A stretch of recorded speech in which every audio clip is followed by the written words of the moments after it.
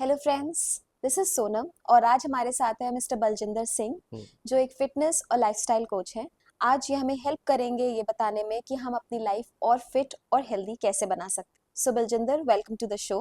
Baljinder is also known as Bunny भाई with his you know clients, so we will be all right now referring him as Bunny sir. So okay. Bunny sir, आपने अपनी fitness journey कैसे start करी? Hello. Actually मैंने अपनी fitness journey 2013 में start करी थी। हम्म। तो इनिशियली टाइम पे हमने उस टाइम पे अपना एक जिम भी ओपन किया था। तो उसके साथ हमने फ़िटनेस जर्नी स्टार्ट करी और बाय द टाइम उसी टाइम पे स्टडी करते करते पढ़ते पढ़ते इन द मीनवाइल मैंने अपनी ग्रेजुएशन भी कंप्लीट करी। हम्म। और apart of that I am a physiotherapist also. तो वहीं से ही मेरी फ़िटनेस जर्नी स्टार्ट हुई और वहीं से ही मेरा मतलब लोगों को ट्रेन करना, लोगों को लाइफ़स्टाइल में चेंजेस करना, लोगों को हम्म। सही तरीके से सही लाइफ़स्टाइल में हम्म। अपने आप को इंडल्ज करना, वो मैंने तभी से स्टार्ट किया इसे। ओह लवली। हुँ।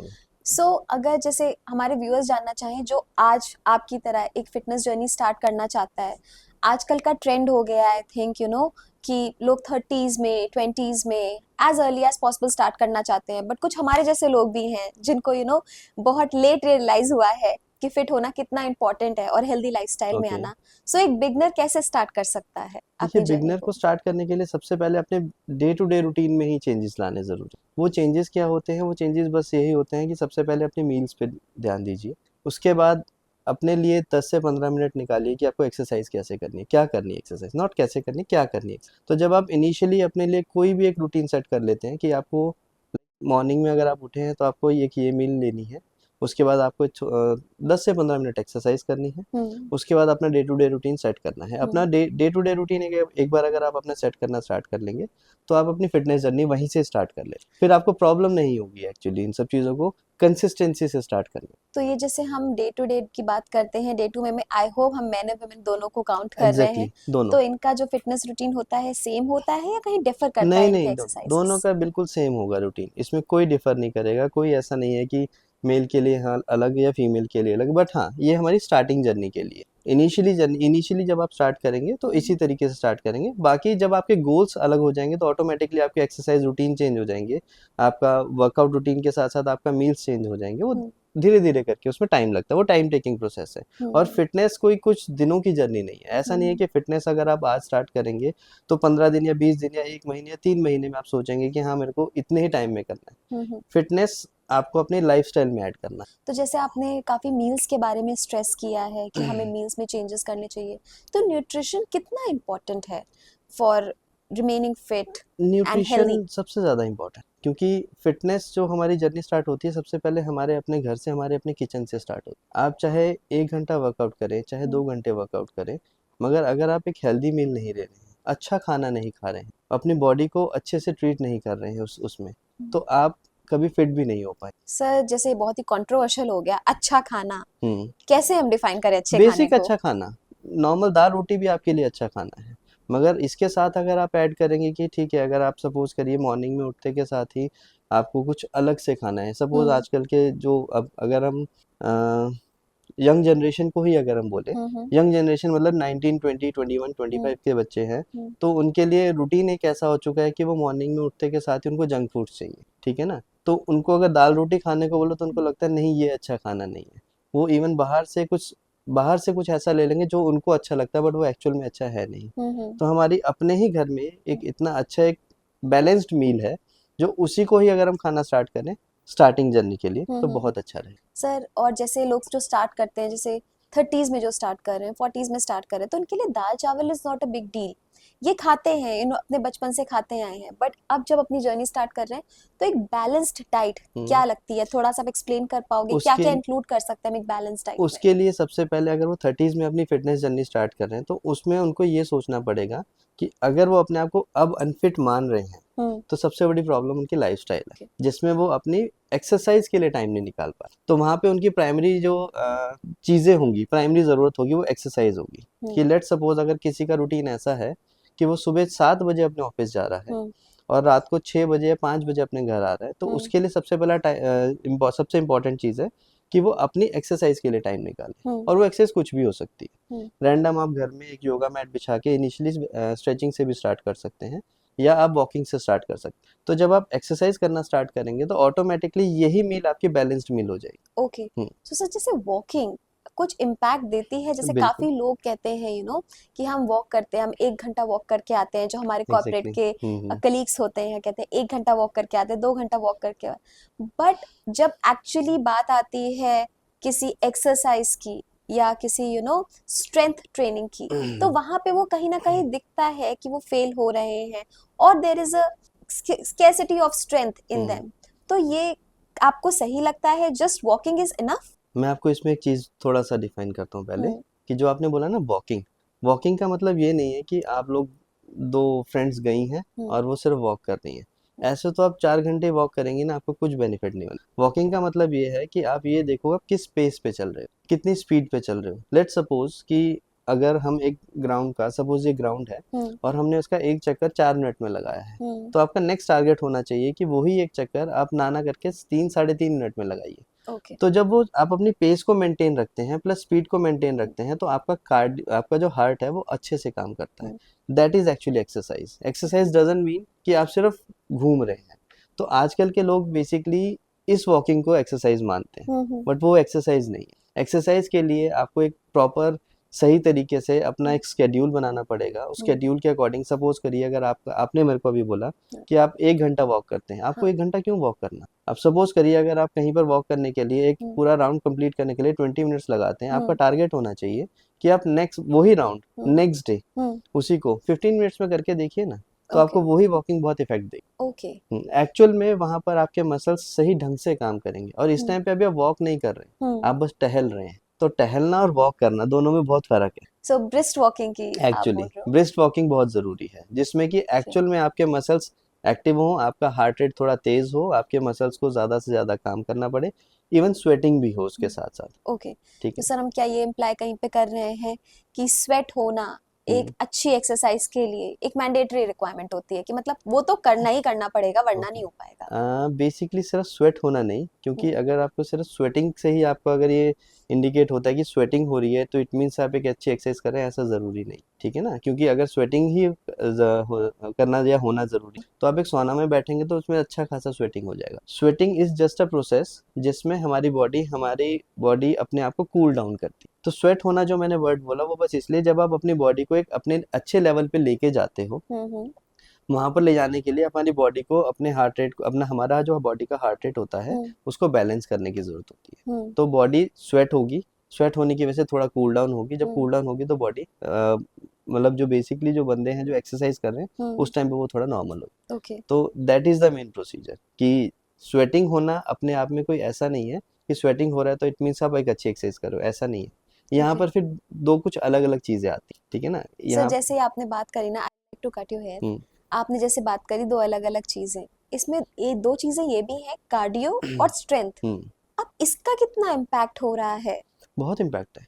दोनों चीज़ें अलग अलग हैं। कार्डियो का मतलब ही हमारा हार्ट है। ठीक है। हार्ट का मीन्स क्या हुआ कि हम कार्डियो के थ्रू हमारे अपने हार्ट को स्ट्रॉन्ग कर रहे हैं। हम्म। ठीक है। आजकल आपने एक चीज़ बहुत नोटिस किया होगा कि आजकल लोगों के ना हार्ट फेल बहुत हो रहे हैं। करेक्ट ठीक करेक्ट। है ना, हार्ट अटैक्स बहुत आ रहे हैं। हार्ट अटैक्स की जगह हार्ट फेल ज़्यादा हो रहे हैं। हार्ट फेल मतलब कि वो अपने आप को इस लेवल तक पुश कर रहे हैं कि जहाँ पर आकर उनका हार्ट काम करना ही बंद कर दे रहा है, हम्म। जिसकी वजह से वो आगे मतलब एकदम से फेल हुआ और जस्ट कोलैप्स्ड। अब वहाँ पर प्रॉब्लम क्या है, उनको यही नहीं पता। अब सपोज मैं यहाँ पर एक चीज़ बोलूँगा कि जो लोग ट्रेनिंग करना स्टार्ट करते हैं, नए हम्म। बंदे, उनको ऐसा लगता है कि हम एकदम से ज़्यादा ट्रेनिंग करेंगे। जिस बंदे ने कभी पिछले 10 साल में एक्सरसाइज नहीं करी हम्म। और all of a sudden sudden अगर वो एक्सरसाइज करना स्टार्ट करेगा, हम्म। तो उसमें क्या होगा, उसने अपने मसल्स को कभी इतना ट्रेंड ही नहीं किया। जब all of a sudden train करना स्टार्ट करेगा, तो हमारे मसल इतने एफिशिएंट ही नहीं है, हम्म। हमारा हार्ट इतना एफिशिएंट ही नहीं है कि उस वहाँ पे ब्लड फ्लो को अच्छे लेवल पे फ्लो कर सके, जिसकी हम्म। वजह से हार्ट फेल हो। पर सर हार्ट फेल आजकल छोटे छोटे बच्चों के भी हो रहे हैं, 21 साल का लड़का, 15 साल की वो लड़की। वहाँ पर थोड़ा सा ना, वो थोड़ा सा इस तरह के, वो वहाँ पर फिर हमें मेडिकली जाना पड़ेगा, कि ओके। वहाँ पे उनके पीछे पास्ट हिस्ट्री देखनी पड़े। ओके। मैं बात उनकी कर रहा हूँ जो बंदे जिम में जैसे हार्ट फेल्स हो रहे हैं, करेक्ट ड्यूरिंग ट्रेडमिल पे वर्कआउट करते करते हार्ट फेल्स हो रहे हैं। करेक्ट तो हार्ट फेल करेक्ट। होने का मतलब ही यही है कि कहीं ना कहीं वो जब वर्कआउट कर रहे हैं उनको पता ही नहीं, पता इसलिए नहीं है क्योंकि उन्होंने पहले कभी उस लेवल का वर्कआउट किया ही नहीं है। अब एक छोटा सा एग्जांपल लेते हैं, लेट्स सपोज आप रनिंग करती हैं। हाँ जी। कितना करती है? 20 मिनट। 20 minute running. अब मैं ऑल ऑफ अ सडन आपको बोलूं, और 20 मिनट में कितना डिस्टेंस कवर कर लेती होंगी average? Average 3 to 4 okay, kilometres. ठीक है। अब लेट्स से कि मैं आपको बोलूं कि आपको 20 मिनट में, जो आप पहले 3 to 4 किलोमीटर्स रनिंग करते थे, अब 20 मिनट में आपको 8 किलोमीटर रनिंग करना। इट मीन्स कि आपको अपनी स्पीड को बढ़ाना पड़ेगा, ठीक है, मगर आपका हार्ट पहले से ट्रेंड है कि 20 मिनट में 3 किलोमीटर करने के लिए। करेक्ट। अब एज अ ट्रेनर मैं अगर आपको बोलूं कि नहीं, आपको पुश करना है, आपको पुश करना है, पुश करना है, मगर आपका हार्ट ट्रेंड नहीं है इस चीज़ के लिए, करेक्ट। तो जैसे आप एकदम से अपने आप को बूस्ट करेंगी तो वहां पर क्या होगा? दो ही चीजें होंगी, या तो आप थक के गिर जाएंगी या बेहोश हो जाएंगी या हार्ट।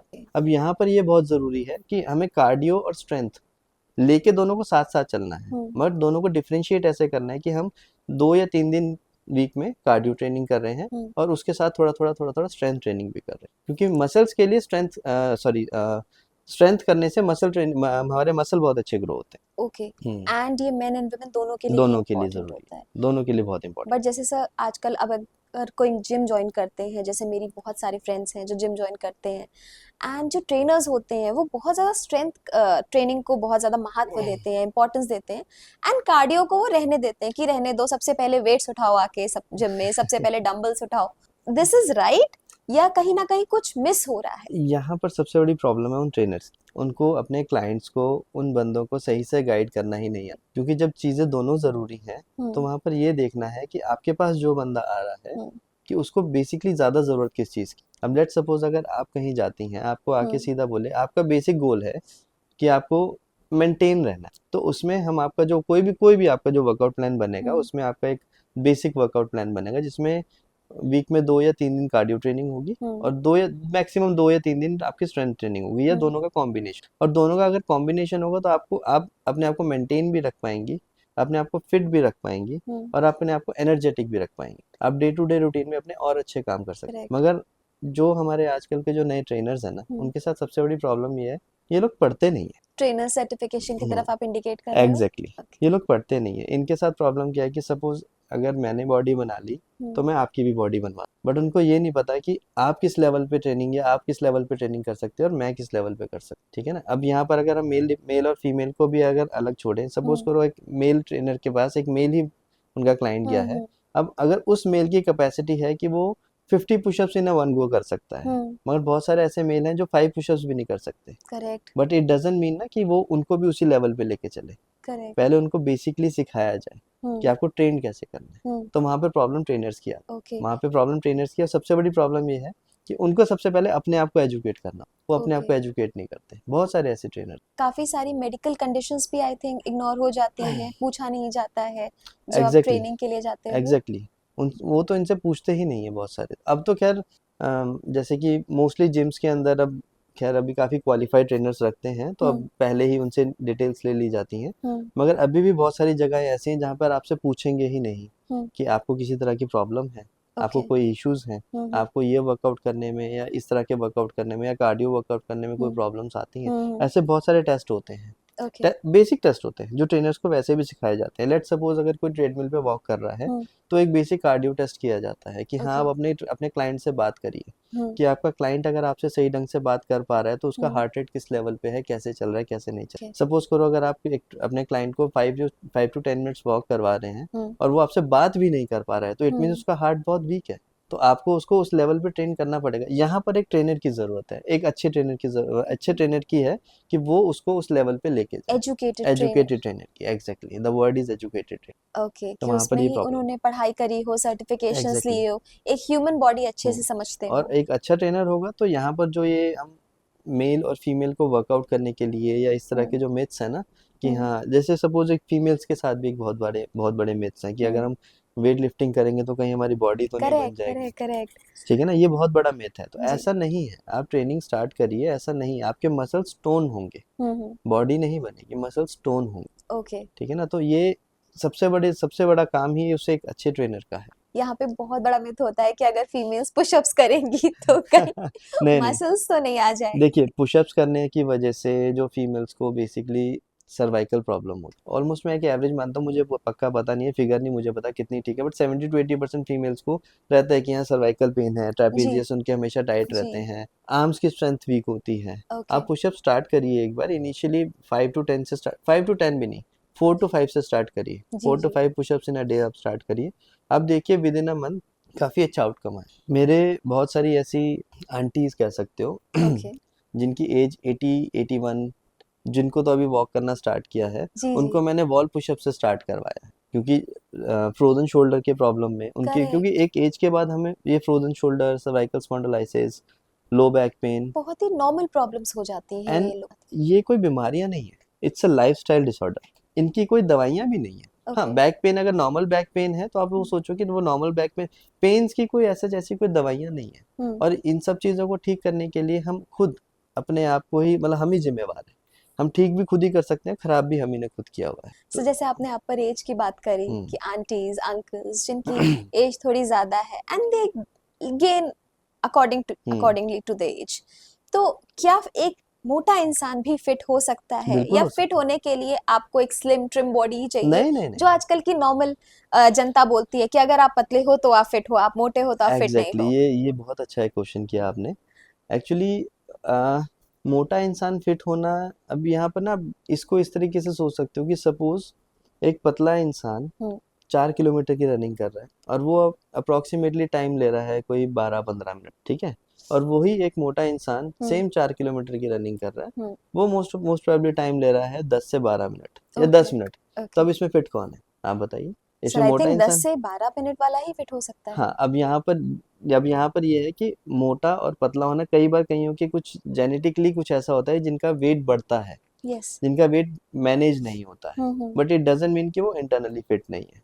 ओके। ठीक है ना। हाँ, उस पे हम धीरे धीरे, वो एक बहुत लंबा टॉपिक है, उस पे बाद में बात कर सकते हैं, मगर हम्म इनिशियल टाइम पे मोटा और पतले को इस तरह से डिफाइन मत करिए कि हाँ मोटा है तो अनफिट है। हम्म। कई बार ऐसा भी होता है कि बहुत सारे मोटे बंदे इतने अच्छे वर्कआउट करते हैं जो शायद पतले बंदे नहीं कर सकते इन सब करेक्ट चीज़ों को। करेक्ट करेक्ट करेक्ट ठीक है करेक्ट। ना, तो वहां पर, बट हाँ, आप, ये सारी बातें आती है आपके प्रैक्टिस के ऊपर, आप किस तरीके से प्रैक्टिस करते हैं, क्या प्रैक्टिस कर। अब ऐसे बहुत सारे ऐसे बिल्कुल पतले पतले लड़के भी होते हैं हम्म जिनको अगर आप बोलो ना 5 पुशअप्स करने हैं तो हम्म कर ही नहीं पाएंगे। ओके।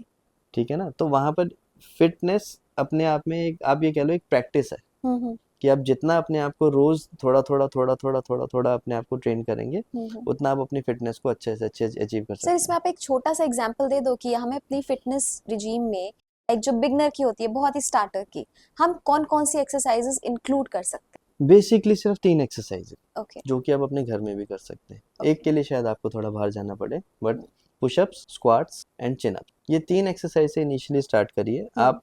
डे 1 से अगर आपको स्टार्ट कर रहा है, कोई भी अगर बिगनर है, अगर डे 1 से स्टार्ट कर रहा है, हम्म तो वो सिर्फ इतना करे कि दिन में 5 पुशअप्स, हम्म 5 स्क्वाट्स और 5 चिनअप्स लगाए। इनिशियली इससे स्टार्ट, हालांकि 5 में बहुत कम बोल रहा हूँ, हम्म ठीक है, बट फिर भी अगर आपको सिर्फ स्टार्ट ही करना है हम्म तो आप सिर्फ इससे स्टार्ट करिए। ओके। और धीरे धीरे करके रोज एक दिन का एक एक एक बढ़ाते रहिए। Next day 6 pushups, hmm. 6 squats, 6 chinups, जी। Then 7 pushup. इससे क्या होगा, इससे सबसे बड़ी प्रॉब्लम पता है कहाँ आती है, सबसे हम्म बड़ी प्रॉब्लम वहाँ आती है कि लेट सपोज कि अगर आज आपने कोई फिटनेस जर्नी स्टार्ट करी, हम्म आप पूरे एनर्जी में हैं कि आज मैं हम्म जिम जाऊंगी और मैं वर्कआउट करूंगी हम्म और मैं, मतलब आज तो ताबड़तोड़ एक्सरसाइज होगी। पहले दिन जब आप जाएंगे तो हमारा जो एनर्जी लेवल होता है ना, वो बिल्कुल पीक पे होता है, ठीक है। करेक्ट। सेकेंड डे जाओगे, उस दिन भी मे बी पीक पे होगा, मगर जब 2 दिन जाने के बाद आपकी बॉडी में पेन स्टार्ट होंगी, थोड़ा थोड़ा होगा ना, थर्ड डे जिस लेवल पे आप हो उससे भी बिल्कुल नीचे जाओगे।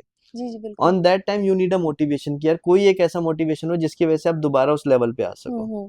तो मेरा ये पर्सनल एस्पेक्ट है कि मैं पर्सनली ये सोचता हूँ कि हम्म अगर आपको कोई चीज़ स्टार्ट करनी है, हम्म आप हमेशा जीरो से स्टार्ट करो। हम्म क्योंकि आई थिंक 5 पुशअप्स एक ऐसे ऐसा ऐसा नंबर है जिसमें शायद किसी को लगेगा भी नहीं कि उसने वर्कआउट किया। 5 पुशअप्स, 5 चिनअप्स, 5 अपना स्क्वाट्स किए, आपको लगेगा ही नहीं कि आपने वर्कआउट किया है, और आप अपना रूटीन अपना कंटिन्यू करिए। करेक्ट। सेकंड, जब आप उसको 6 पे लेके आओगे, हम्म फिर थर्ड 7 पे लेके आओगे, हम्म फोर्थ 8 पे, जब आप यही चीजें 30 to 40 to 50 पे ले जाओगे ना, हम्म आप देखिएगा विद इन अ मंथ आपको अपने अंदर बहुत सारे चेंजेस दिखाई देंगे, ओके और वो विजिबल चेंजेस होंगे, सिर्फ ओके। आपको ही नहीं दूसरों को भी विजिबल चेंजेस। एक और चीज, सबसे बड़ी बात, कंसिस्टेंसी रहेगी। आज की डेट में कोई भी अगर फिटनेस जर्नी स्टार्ट करता है, सबसे बड़ी प्रॉब्लम यही होती है, कंसिस्टेंसी नहीं है। कंसिस्टेंसी चली जाती है। हाँ, और फिटनेस का मतलब ही कंसिस्टेंसी से। सपोज करो कि you are married, right. Yes yes. अब जब आपकी शादी नहीं हुई थी और हम्म जब शादी का टाइम पास आया था, हम्म आपने माइंड में एक गोल किया होगा कि हाँ यार मुझे एटलीस्ट ऐसा रहना है, ऐसा दिखना है, तो आपने क्या सोचा होगा कि 3 महीने के अंदर अंदर मुझे अपने आप को इतना फिट करना है। Correct correct. वो तो हो गया और आपका एक शादी गोल। के टाइम तो लड़कियां लड़के बहुत ही कॉन्शियस हाँ, होते हैं। और शादी के बाद क्या होता उसके बाद एकदम से गेन करना स्टार्ट कर है? देते हैं। ठीक है, वहाँ कंसिस्टेंसी चली जाती है। यहाँ कंसिस्टेंसी बहुत ज़रूरी है। अगर आप कंसिस्टेंसी पे काम करेंगे ना, तो फिटनेस आपको कोई ऐसा नहीं लगेगा कि हाँ फिटनेस एक बहुत बड़ी जर्नी है। फिर आपको ऐसा लगेगा अरे ये तो मेरा डेली रूटीन है। फिर आपको ऐसा लगेगा जिस दिन आप नहीं करेंगे उस दिन आपको इनकम्प्लीट फील होगा। ओह तो nice. That is more important, consistency is more important in fitness. Correct correct. और जैसे कि अभी हमने बात करी फिटनेस की, उसके बाद न्यूट्रिशनल वैल्यू की, but what about recovery? Okay. जैसे over training is one of the thing जो आजकल बहुत ज्यादा चल रहा है कि लोग कहते हैं मैं ओवर ट्रेन हो गया, ओवर। तो फर्स्टली ये ओवर ट्रेनिंग है क्या चीज? इसमें सबसे पहले ये देखना है कि जो बंदे बोल रहे हैं ना कि वो ओवर ट्रेंड हो गए, उनका हाँ। खुद का रूटीन क्या है। ओके। ठीक है, अगर उनका खुद का रूटीन एक बेसिक रूटीन है कि 9 to 5 की जॉब है और उसके बाद आके ट्रेनिंग कर रहे हैं, तो वहाँ पर सेम, वहाँ पर उनको पहले ये देखना है कि वो अपना आज वो किस रूटीन को फॉलो कर रहे हैं। ठीक है, सपोज वो पहले से ही इतना अच्छा। यहाँ पर एक और चीज़ आती है कि हम अपने मेंटली कितना प्रिपेयर हैं इस चीज़ के लिए। सपोज अगर आप मेंटली प्रिपेयर हो कि आपको आज जाके वर्कआउट करना है, आप ओवर ट्रेन नहीं हो। हर बॉडी को अपनी लिमिट्स पता होती हैं। आज आपकी लिमिट है कि आप 10 स्क्वाट्स कर सकती हैं, तो 10 के बाद जहाँ 12 करेंगी आप थक जाएंगी, आपकी बॉडी इंडिकेट कर देगी रेस्ट कर लो या आज के लिए बहुत है। मगर आप पहले से ही दिमाग में कुछ और चल रहा है और कर एक्सरसाइज रहे हो, तो आप 5 स्क्वाट्स में भी आपको ऐसा लगेगा कि अरे नहीं यार आज तो बहुत हो गया। फर्स्ट ऑफ ऑल तो ये पहला सो तो गेम। मेंटली और फिजिकली दोनों वहीं एक्चुअली पे रहना दोनों है चीज़ें हैं उस टाइम एक्चुअली। पर। इसको हम कहते हैं muscle mind coordination and muscle mind contact. ठीक है, अगर हमारा माइंड सही है तो हम कोई भी चीज़ को, कोई भी वर्कआउट को बहुत अच्छे से परफॉर्म कर सकते हैं। अब हम आते हैं आपके ओवर ट्रेनिंग वाले पॉइंट पे। तो ओवर ट्रेनिंग में डिपेंड करता है कि आप पहले कैसे रूटीन को फॉलो करते हुए आ रहे हैं। अगर आप एक बेसिक रूटीन फॉलो करते आ रहे हैं तो आप ओवर ट्रेन नहीं, तो ओवर ट्रेन होगा भी नहीं। ओके। ठीक है, मगर हाँ कि अगर आपका एक गोल है कि आपको इतने टाइम में टारगेट तक पहुंचना है, जैसे कि सपोज मैं आपको बताता हूँ कि आजकल कुछ ऐसे हैं जिनको ये रहता है कि 3 महीने, 4 महीने, 5 महीने में उनको एक अच्छी बॉडी बिल्ड करनी है। सिक्स पैक एब्स चाहिए एग्जैक्टली आजकल सबको। 6 पैक्स एब्स चाहिए, तो 3 महीने, 4 महीने। टू बी वेरी फ्रैंक, आजकल कुछ ऐसे सप्लीमेंट्स एंड कुछ ऐसे स्टेरॉइड्स हैं जिसकी वजह से आ भी जाते हैं, मगर वो लॉन्ग लास्टिंग नहीं है। बट उन्हीं उन्हीं की वजह से, उन्हीं की वजह से वो ओवर ट्रेन कर लेते हैं अपने। उनकी बॉडी उस चीज़ के लिए प्रिपेयर नहीं है, बट उन स्टेरॉइड्स की वजह से, उन सप्लीमेंट्स की वजह से वो अपने आप को, उनकी बॉडी को उस तरह के जबरदस्ती ट्रेन कर, दैट इज वो एक actually over kind of training. Confidence create होता है माइंड में कि मैं इतना कर ले जाऊंगा। नॉट एग्जैक्टली कॉन्फिडेंस, अगर आप इसमें मैं आपको बोलूँ तो वो जो स्टेरॉइड्स हैं वो इस तरह से काम करते हैं कि वो आपके मसल्स या आपकी बॉडी को उस लेवल पे थकने ही नहीं देते। अच्छा। मैंने आपको स्टार्टिंग में बोला कि सपोज करो आपने 10, आपकी कैपेसिटी 10 स्क्वाट्स लगाने की है, रेगुलर 10 स्क्वाट लगा रहे हो, आज आपने 15 किया, तो आपको माइंड में इंडिकेट किया कि हाँ यार आज मैं थक गई हूँ, 15 किए मैं, आज के लिए बहुत है, आज के लिए बहुत हो बहुत गया। है। बट वहीं पर ही जब आप स्टेरॉइड्स पे आते हैं या कुछ ऐसे सप्लीमेंट्स पे आते हैं, तो वहां पर वो आपके माइंड को थकने ही, आपके आपके बेसिकली मसल्स को ही नहीं थकने दे। और अगर साइंटिफिक वे में बोलूँ तो वो आपके हार्ट रेट को प्लस आपकी बॉडी में ऑक्सीजन फ्लो को, ब्लड फ्लो को इतना तेज कर देते हैं। रिकवरी तो फास्ट करते हैं मगर वो हमारी बॉडी के लिए बहुत गलत। सो सर जैसे आपने रिकवरी की बात करी, किस तरीके की रिकवरी हमारी बॉडी को जरूरत होती है और कब ये रिकवरी एक्चुअली इम्पोर्टेंस में आती है? मैंने बहुत ज्यादा सुना है कि अगर आप योगा कर रहे हो, आप 7 के 7 दिन योगा कर सकते हो, कोई भी प्रॉब्लम नहीं होती। बट अगर आप जिम ट्रेनिंग कर रहे हो, so there are some specific days जहाँ पे ट्रेन करना है, अनस्पेसिफिक डेज जहाँ पे ट्रेन नहीं करना है। एंड इसमें भी 2 तरीके के लोग हो जाते हैं, one is athletic and one is a normal person जो 9 to 5 का जॉब कर रहे हैं, वर्क कर रहे हैं। So what are your views on that? देखिए यहाँ पर ना मैं आपको एक चीज़ बताऊँ, योगा अपने आप में एक बहुत पावरफुल वर्कआउट है, माइंड एंड मसल दोनों के लिए। ठीक है, अब उस पे ज़्यादा नहीं जाएंगे क्योंकि वो एक बहुत बड़ा चैप्टर। मैं आपको बताता हूँ कि जैसे अगर किसी को सपोज करो मसल ट्रेनिंग करनी है, तो हमारे मसल का ना अपना एक विंडो होता है। सपोज करो कि अगर आज हमने लेग्स को ट्रेन किया तो उसको अगले 24 to 48 आवर्स चाहिए दोबारा रिकवर करने के लिए। तो इसीलिए हम उन मसल्स को रिकवर करने के लिए एक टाइम ड्यूरेशन देते हैं, टाइम गैप देते हैं, जिसकी वजह से वो रिकवरी होती है। अच्छा, अब वो रिकवरी ऐसा नहीं है कि उस रिकवरी को हम इस तरीके से लें कि भाई हम बिल्कुल जाके सो ही जाएंगे, अब हम कोई भी मसल पार्ट ट्रेन नहीं करेंगे। तो अकॉर्डिंग टू मी, अगर आप वीक में 4 से 5 दिन भी स्ट्रेंथ ट्रेनिंग कर रहे हैं तो दैट इज इनफ, और I can say more than enough. अगर सो आपका 2 दिन का अगर वीक में आप 5 हाँ दिन बोल रहे हो तो 2 दिन की रिकवरी। एक्चुअली उसमें यहाँ 2 दिन की रिकवरी नहीं, यहाँ पर यह है कि आप अपने रूटीन को ऐसा फॉलो बनाइए हम्म कि सपोज अगर आपने सपोज मंडे को आपने लेग्स को ट्रेन किया, हम्म देन ट्यूसडे को अपर बॉडी को ट्रेन। अब इसमें हम इसको एक और चीज़ में डिफरेंशिएट करता हूँ, हम इसमें हम जैसे मैं अपने मोस्टली क्लाइंट्स को देता हूँ, हम्म मैं उसमें ट्रेनिंग का जो मेथड बनाता हूँ push pull and legs. Okay okay, जैसे सपोज मंडे को उनको सारी पुश वर्कआउट्स करने हैं, हम्म ट्यूसडे को सारे पुल वर्कआउट्स करने हैं, ओके और वेडनेसडे को सिर्फ लेग्स वर्कआउट करने हैं। तो अब इसमें क्या है, जो हमने आज पुश वर्कआउट किया, पुश हम्म वर्कआउट में basically chest workout, triceps workout, hmm इस तरह के सारे अपर बॉडी वर्कआउट्स आ जाते हैं। ओके अब उसके बाद जब उनका नेक्स्ट टाइम जब नंबर आएगा, वो सीधा आएगा वेडनेसडे या थर्सडे को। ओके तो ये 2 दिन मिल जाएंगे उनको रिकवर करने के लिए।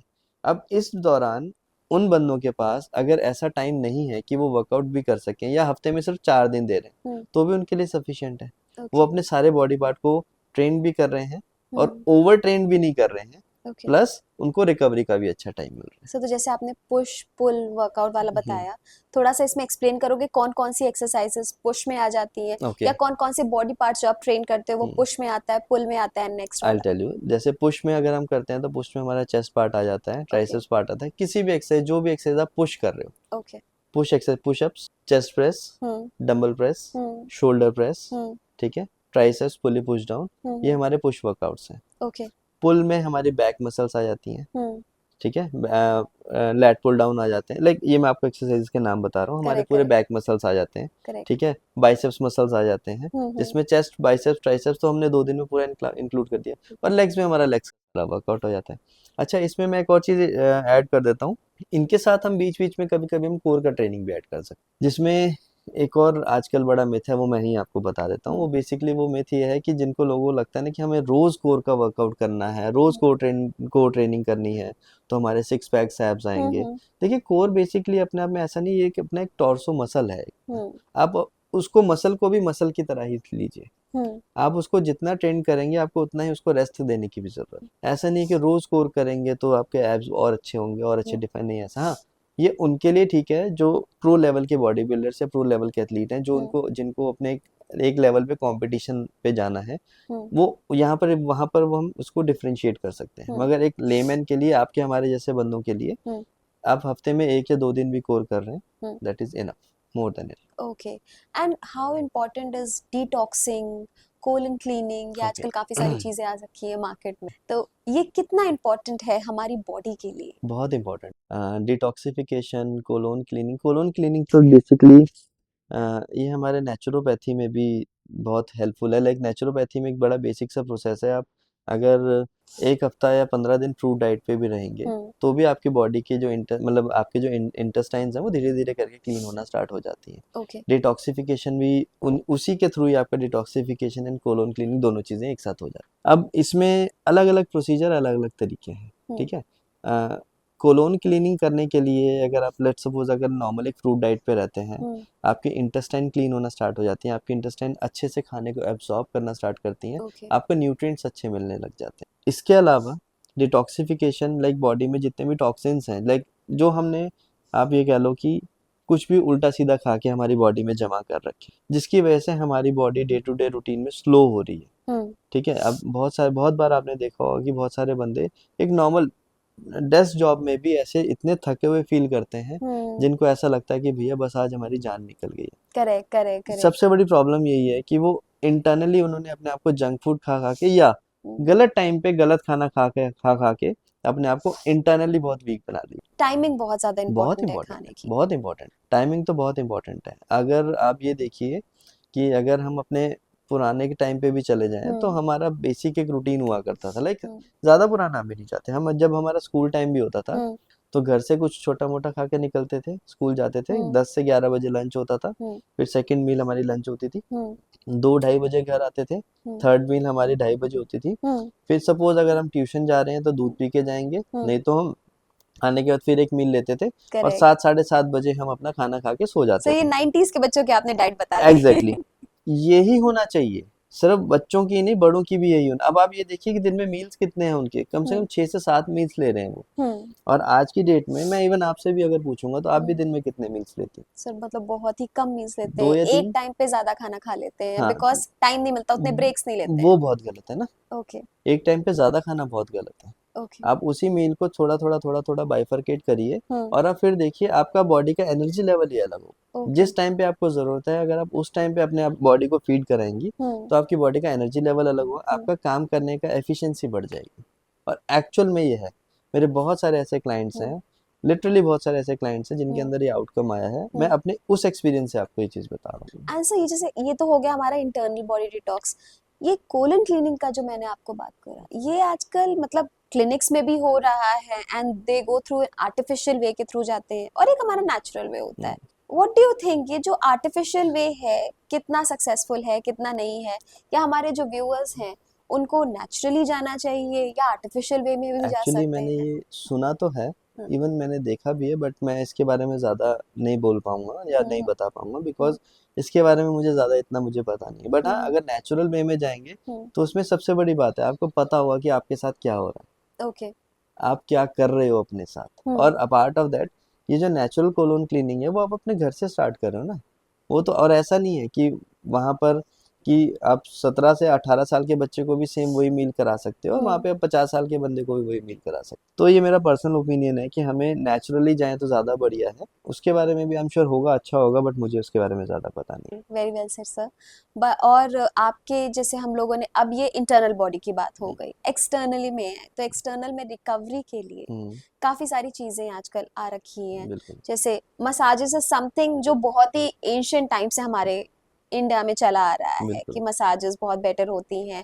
पहले टाइम पे पहलवान होते थे जो हम्म। मसाज करते थे, ऑफ कोर्स आज के टाइम पे मसूज आ गए हैं बिल्कुल मसाजेस करने बिल्कुल। के लिए।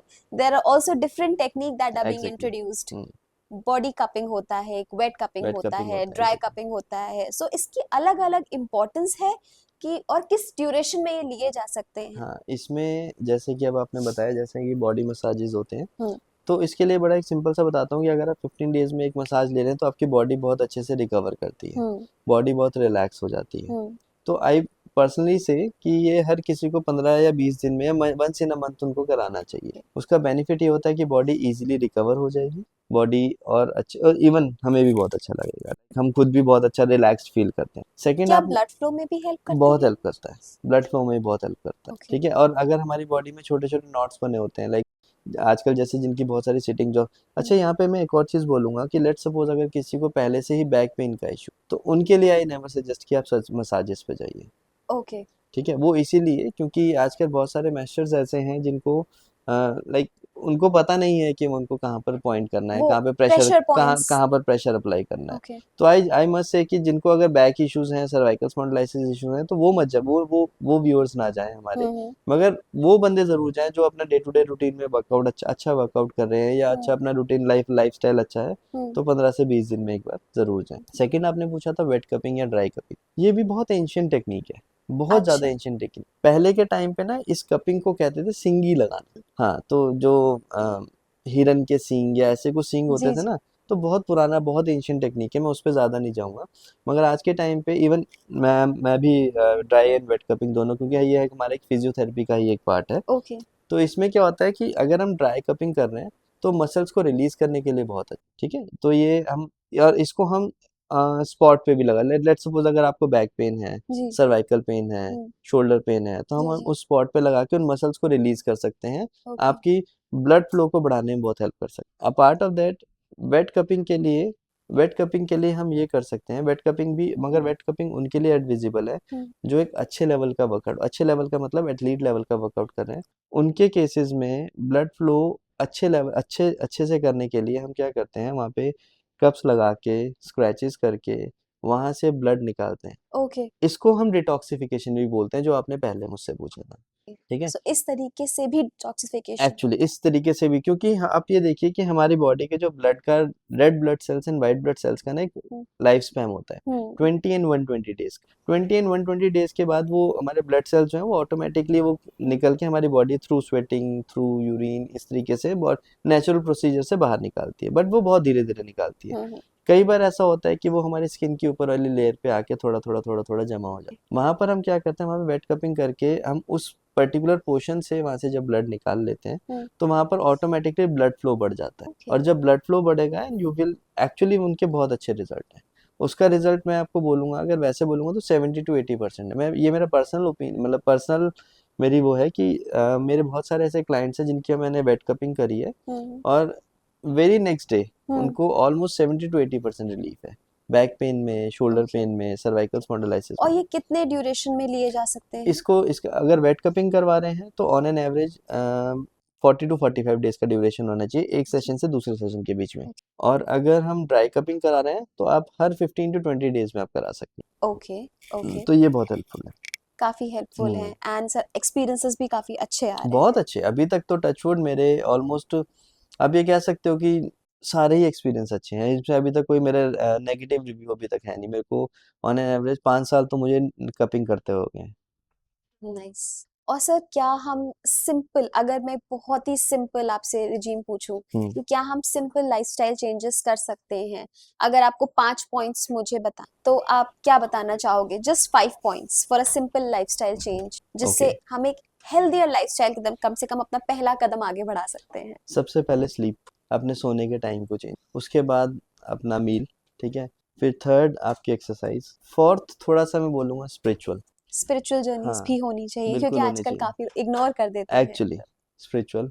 और फिफ्थ मेरे को लगता है कि एक तो यार दोस्त और यार दोस्तों के साथ ट्रैवलिंग बहुत that's a kind of therapy. Actually, actually जब आप यार दोस्तों के साथ होते हो तो अपनी बहुत सारी चीज़ों से फ्री हो जाते हो और आप मेंटली फ्री हो जाते क्योंकि आजकल काफी लोग आइसोलेशन में आने लगे हैं, मेट्रो सिटीज में जाते हैं, सो दे गेट डिस्कनेक्टेड हो from there actually. Family, friends, relatives. उनके पास अपने फ्रेंड्स के लिए टाइम नहीं है, करेक्ट। उनके पास अपनी फैमिली के लिए टाइम नहीं है, अपने फ्रेंड्स के, इवन वो जिस घर में रहते हैं उनके अपने पेरेंट्स के लिए टाइम नहीं है, हम्म। ठीक है ना। तो वहां पर आपको ये खाना, एक्सरसाइज, लाइक खाना, एक्सरसाइज और अपना रूटीन सोने का, ये चीज तो है कि अब वो आपके अपने पर्सनल इन सब चीजों के लिए है। ओके। थोड़ा स्पिरिचुअल होना प्लस थोड़ा सा अपने फ्रेंड्स और फैमिली को टाइम देना, ये बहुत जरूरी है, इन सब चीजों पे बहुत ध्यान नाइस। देना। बढ़िया है। सर सो हम एक रैपिड फायर राउंड प्ले करेंगे ठीक जिसमें मैं आपसे थोड़े से क्वेश्चंस पूछूंगी और आप हमारे व्यूअर्स को बताओगे है। सच है कि जस्ट एक कहा सुनी बात घूम रही है मार्केट में। So first question, weight lifting women के लिए हैवी होता है? आई थिंक हम ये पॉडकास्ट में बात कर चुके हाँ हैं, जी, बट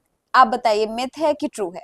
वेट लिफ्टिंग वुमेन्स के वुमेन लिए, के बल्कि बनाता है? नहीं नहीं, इट्स अ मिथ है एक्चुअली, ऐसा नहीं है, नहीं। थोड़ा सा इसको एक्सप्लेन कर देता हूँ मैं श्योर। कि वेट लिफ्टिंग ऐसा नहीं है कि वुमेन्स को बल्कि बनाएगा, ऐसा कुछ नहीं है। वेट लिफ्टिंग करिए, आपके मसल स्ट्रॉन्ग होंगे, इट्स कम्प्लीटली अ मिथ, ऐसा कुछ नहीं है, वुमेन्स कभी बल्कि नहीं होंगे। आप कभी देखिए कि हमारे बहुत सारी ऐसी ऐसी वुमेन वेट लिफ्टर हैं जो शायद 80 to 90 kg का वेट लिफ्ट करती हैं बहुत करेक्ट ईजिली, वेट लिफ्टर्स हैं, एक्चुअली वेट लिफ्टर्स हैं। करेक्ट। आप उनको देखिए, शी इज़ वेरी टोन्ड। पहलवानों को देख लीजिए हमारे, they are very good weight lifters, तो दे आर वेरी टोन्ड, तो ऐसा नहीं है, कोई बल्कि नहीं बनाता, it's a myth. Second question, क्या एवरीडे वर्कआउट करना पड़ेगा हमें रिजल्ट्स देखने के लिए, कि वीक में 3 से 4 दिन भी अगर हम वर्कआउट कर रहे हैं it will show results? Okay, अब यहाँ पर एक ये थोड़ा ट्रिक है यहाँ पे कि एवरीडे वर्कआउट करना या 3 से 4 दिन वर्कआउट करना, अगर आपने अभी जर्नी स्टार्ट करी है तो आपको without any break daily workout, okay. और वो वर्कआउट कैसा होना चाहिए वो डिपेंड करता है कि आप उस वर्कआउट का आप रूटीन क्या फॉलो कर रहे हैं। अदरवाइज अगर आप एक अच्छे लेवल पे लाइक एक्सरसाइज करते हैं और बीच में आपके कुछ चेंजेस आए हैं तो वहां पर आप अपना अगर हफ्ते में 3 या 4 दिन भी दे रहे हैं देन इट इज गुड। तो ये ना ही मिथ है ना ही ये तो ये कहीं बीच में लाया बीच में गया है। लाएगा एग्जैक्टली। नेक्स्ट क्वेश्चन, ये क्या सिक्स पैक एब्स बनाने के लिए कंटिन्यूअस क्रंचेस करने नहीं पड़ेंगे? नहीं नहीं, इट्स क्योंकि कम्प्लीटली मिथ। आजकल तो it's very in. No no no no, it's completely myth, ऐसा कुछ जरूरी नहीं है। अगर सिक्स पैक्स आप बनाने के लिए क्रंचेस ही करने हैं तो जितने भी मेरे मोटे क्लाइंट्स हैं मैं उनको बोलूंगा कि बॉस आप सिर्फ सिक्स पैक्स, वो सिर्फ क्रंचेस करिए, आपको और कुछ करने की जरूरत नहीं। तो ऐसा नहीं है, it's completely myth. Okay, next thing, जो स्पॉट वर्कआउट होता है as in spot fat reduction होता है, इसके लिए क्या हमें specific part of the body को ट्रेन करना चाहिए? अभी आपने जो बोला ना स्पॉट फैट रिडक्शन, वो करेक्ट। बेसिकली मोस्टली बंदे कोर के लिए ही करते हैं, उनको कोर से ही वेट रिड्यूस करना है। ओके। अब यहाँ पर थोड़ा सा और जैसे मैं, विमेन में ना लोअर बॉडी में बहुत ज्यादा फैट आता है, लोअर एब्डोमिनल में, बेली बटन, नो इट्स या ऑल मैं आपको फैटी। मैं थोड़ा सा डिफाइन करता हूँ कि ये ना हमारी एक स्टोरेज यूनिट है, ओके। ठीक है। मेल्स में हमेशा लोअर एब्डोमिनल, करेक्ट फीमेल्स में बट्स और करेक्ट थाइज। आप करेक्ट। कभी देखेंगे मोस्टली फीमेल्स जो मोटी होंगी ज्यादातर 70 to 80% जो रेशियो होगा लोअर वो बॉडी थाइज, हाँ होता है लोअर उनका। बॉडी होता है। करेक्ट वो हमारी एक स्टोरेज यूनिट है। करेक्ट। उस स्टोरेज यूनिट को अगर आपको यूटिलाइज करना है तो आपको उस लेवल पे वर्कआउट करना पड़ेगा। ओके। बट इसमें एक चीज मैं बताऊं, spot reduction actually not possible. Okay. ठीक है ना, क्योंकि ये तो फिर हमारा सेम वही वाला पॉइंट आ गया हम्म। कि स्पॉट, सपोज किसी का बेली फैट बहुत ज़्यादा है तो वो रेगुलर क्रंचेस कर रहे हैं और वो स्पॉट रिडक्शन के लिए ही कर रहे हैं, तो ऐसा नहीं है कि स्पॉट रिडक्शन, मगर हाँ उसको ट्रेंड ज़रूर कर सकते, मगर ये बोलो कि स्पेसिफिकली 1 महीने में हमें यहीं से ही पूरा बॉडी फैट जाना है, तो ऐसा नहीं, क्योंकि जब आप वर्कआउट करोगे तो ओवरऑल बॉडी का वर्कआउट करोगे और ओके। जब वहां से फैट रिड्यूस होगा तो ओवरऑल बॉडी का धीरे धीरे, तो स्पॉट रिडक्शन एक्चुअली पॉसिबल नहीं सो इट्स अ मिथ। है, it's a myth. Next question, ये थोड़ा सा कंपेरेटिव क्वेश्चन है। ओके। एक बंदा जो जिम जाता है अच्छा खासा स्वेट करता है, एंड सिमिलरली एक दूसरा उसका फ्रेंड जा रहा है जिम जिसकी इतनी स्वेटिंग नहीं होती है, तो क्या स्वेट डिफाइन करता है कि आपने कितना फैट बर्न किया है जिम में? नहीं, ऐसा नहीं है, is it a myth? Sweating fat burning जो होता है ये स्वेटिंग के एक्चुअली साथ? मिथ है। अगर आप अच्छा। स्वेटिंग को फैट बर्निंग के साथ ले रहे हो तो ये तो एक कम्प्लीटली एक मिथ है कि हम्म। अगर स्वेटिंग होने से फैट बर्न हो रहा होता तो आधे से ज्यादा जनता, आधे से ज्यादा मोटे बंदे सोना में बैठे होते। ठीक है, अच्छा। और सोना बैठना सबसे आसान काम है कि करेक्ट हाँ ठीक है, करेक्ट। अगर आप थोड़ा सा वेट वेट आपने वेट पुट ऑन किया, आप हम्म सोना में बैठो और आप बिल्कुल टनाटन फिट हो जाए, हम्म ऐसा नहीं हो हम्म। सकता। तो sweating is just a procedure जो हमारी बॉडी अपनी खुद की बॉडी को कूल डाउन करने के लिए ओके पसीना लाती है। जब पसीना आएगा तो इट मीन्स हमारी बॉडी का टेम्परेचर जो बढ़ा है वो बाद में नॉर्मल होगा। Okay. Sweating is just a procedure, ये कोई ये नहीं है कि अगर इनको स्वेटिंग हो रही है तो ये बहुत मतलब इंटेंस वर्कआउट कर रहे हैं या ये इस तरीके के वर्कआउट कर रहे हैं। तो अगर आप इसको इस तरह से ले रहे हो तो इट्स अ मिथ कि ज्यादा ओके। स्वेटिंग हो रहा है इट मीन ज्यादा फैट बर्न हो रहा है, ऐसा नहीं है, सो टोटल मिथ है ये चीज। कम्प्लीटली मिथ है, okay. Completely myth. Next question, अगर आप सोर नहीं हो रहे हो, अगर आपकी बॉडी सुन नहीं हो रही है, दर्द नहीं हो रहा है, तो आपने वर्कआउट नहीं किया, ये मिथ है कि ये फैक्ट है? नहीं नहीं नहीं, यहाँ पर हम इसको इस तरीके से लेके चल सकते हैं हम्म। कि आपका वर्कआउट किस लेवल का है। अगर ओके। आप अच्छा इंटेंस वर्कआउट कर रहे हो और अगर आप उस वर्कआउट को पहले भी अच्छे लेवल पे कर चुके हो हम्म। तो जरूरी नहीं है कि वहां पर आपकी बॉडी सोर हो। और ओके। अगर बॉडी बार बार सोर हो रही है तो इट मीन्स आपके अंदर डेफिशिएंसी है कि आप अपनी मील्स को प्रॉपर नहीं ले रहे हो, जिसकी वजह से आपकी बॉडी ज्यादा मतलब सही से रिकवर नहीं कर पा रही। तो ये ना ही ये मिथ है, ना ही आप इसको ये कहो कि इसमें कोई किसी तरह का कोई इस तरह का सच है। सच है कि हम्म शोर नहीं हो रही है तो आप ट्रेनिंग नहीं कर रहे हो या अच्छी ट्रेनिंग हम्म। नहीं कर रहे हो, ऐसा नहीं है। It okay. Depends on the workout. And next question, जो हमारा ये प्रोटीन सप्लीमेंट्स होते हैं, ये मसल बिल्डिंग के लिए इम्पोर्टेंट है या इज इट ऑप्शनल देखिए कि ऑनेस्टली कर लो बताऊं तो तो अच्छी चीज? आज के डे टू डे लाइफ में protein is actually very important to everybody, चाहे वो मेल है चाहे वो फीमेल है। हम्म। ठीक है, वो दोनों के लिए बहुत इंपॉर्टेंट है, हम्म। क्योंकि हमारी बॉडी को पर डे के अकॉर्डिंग पर केजी पे 2 ग्राम प्रोटीन चाहिए फॉर अ मेल। करेक्ट। अब वो फिगर बढ़ के 2.5 और 3 ग्राम पे चली गई है। हम्म और एक फीमेल को चाहिए 1.5 और 1.7 ग्राम प्रोटीन। हम्म तो इसको हम इस तरीके से मेजर करते हैं कि let's suppose I am 72 KG, hmm तो मुझे day to day routine normal basic lifestyle के लिए हम्म मुझे अप्रोक्सीमेटली 140 ग्राम प्रोटीन चाहिए। हम्म अब 140 ग्राम प्रोटीन में कैसे पूरा करूँ? सपोज अब जैसे अगर कोई यहाँ पर हमें बोलता है कि हमें दाल खानी चाहिए, हम्म ठीक है, अब मैं आपको बोलूँ कि आप कितनी दाल खाते हो दिन में? हम्म आप 100 ग्राम दाल खा सकते हो? हम्म नहीं खाते। हम्म क्यों? क्योंकि अगर 100 ग्राम दाल बनेगी तो घर में 5 बंदे खाने वाले हो, तो आपके हिस्से में वो मेरे ख्याल से 10 या 8 ग्राम दाल ही आएगी। हम्म ठीक है, तो उसमें आपको जो प्रोटीन मिला उसमें से भी हमारी बॉडी वहाँ पे, फिर हम अगर साइंटिफिक जाएं तो हमारी बॉडी कितना एब्जॉर्ब करती है, जो हमने पहले बातें करी ना, detoxification, correct intestine colon cleaning, correct. वहाँ हमारी बॉडी कितना एब्जॉर्ब कर रही है, हम्म कितना हमें हेल्प कर रही है इन सब चीज़ों को लेके, हम्म तो वो उस पे आ जाता है मार्क्स। इस केस में मैं पर्सनली ये बोलता हूँ कि हमें प्रोटीन इंटेक करना चाहिए। ठीक है, बट यहाँ पर एक और चीज़ है कि अगर आप इनिशियल स्टेज पे, लाइक अगर 15 16 17 साल का कोई बच्चा है, आई हम्म नेवर से कि भाई बेटा तू प्रोटीन सप्लीमेंट्स पे जाओ, नहीं। हम्म। उनके लिए मैं पर्सनली बोलूँगा कि आप अपने घर की चीज़ों से अपना अपना खुद का प्रोटीन पाउडर भी बना सकते हैं।